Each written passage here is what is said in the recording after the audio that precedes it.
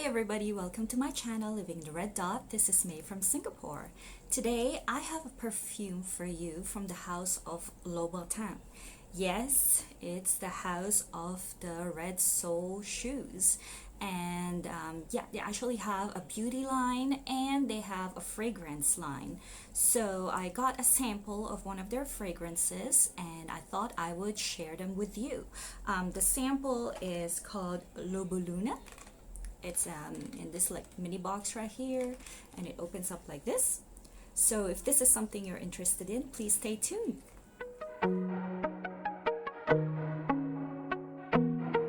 So Loubiluna, it is a very strong perfume, and I'll start talking by describing the bottle first. So basically it's a 90 ml bottle, and the cap is quite interesting. It's got a roof with a crescent and a falcon like perched inside that crescent. So it has a very Middle Eastern feel, and the scent does give me that.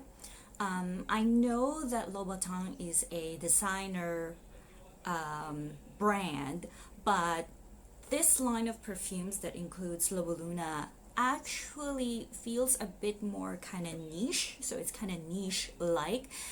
This is not the type of scents that I usually wear, but I find this one really interesting, and since I got it as a sample, you know, great. Yeah, it's actually a very expensive perfume.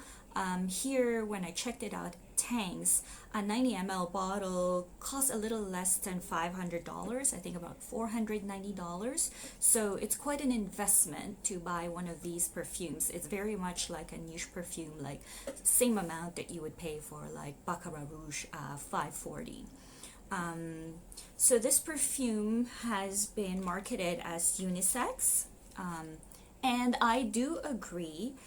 In fact, I think when it comes to males wearing this perfume or fragrance, I think that it's actually worthy of being a signature fragrance.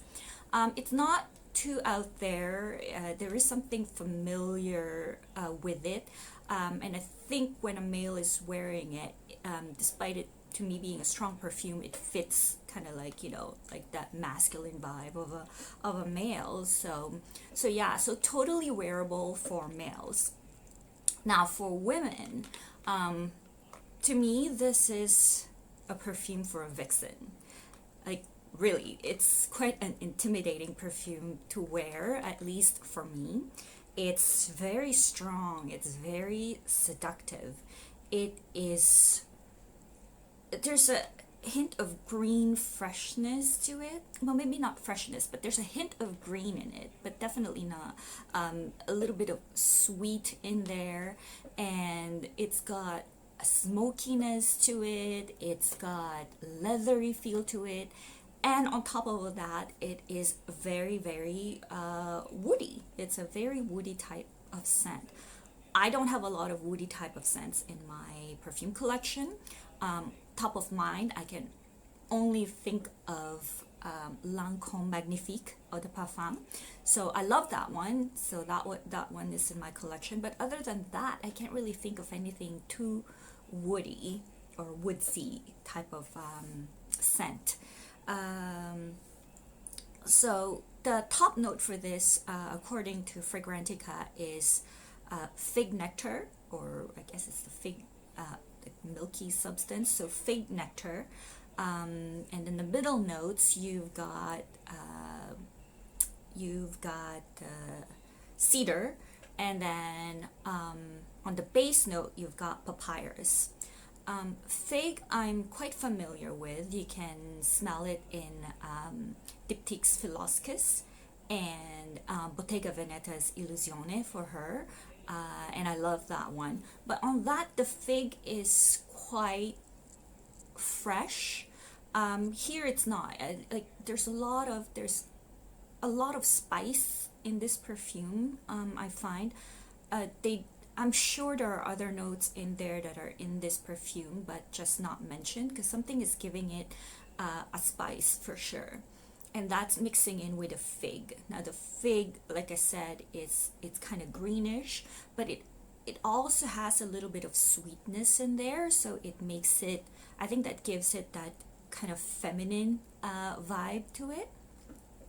Now the vampy side comes, I think, from the cedar. The cedar is quite strong. If you don't like woody scents, this is probably not for you. It's quite in your face. And then you mix in the papyrus, which I'm familiar with because I have it on Jessica Simpson's, I think, Fantasy Nights perfume. That one has papyrus in it, so that papyrus gives it kind of like a really dry feel, with that smokiness and leatheriness. So yeah, I think that's what makes it give that kind of vixen type of scent. Definitely when someone walks into the room wearing this perfume, it'll be a head turner. Having said that, I think that's why this is probably not the perfume for me. I'm not that kind of person that like to garner attention. In fact, I'm a little bit shy, so I kind of want to stay in the background. So yeah, another thing I wanted to mention about this is that a lot of people seem to compare it to Le Labo 33 Santal. I'm not really familiar with that perfume, but in terms of notes, I think it's, Santal, it's all about sandalwood. Perhaps it's that woody notes of the sandalwood and cedar that people kind of, their nose kind of get confused between the two because both are quite woody. So yeah, so I can't make a direct comparison because I've never smelled Le Labo Santal 33. If you have, please feel free to comment and let me know. If you have tried this perfume or any other perfume in the Louboutin line, please make a comment below. And if you like my video, please press like, share, and subscribe. Thank you.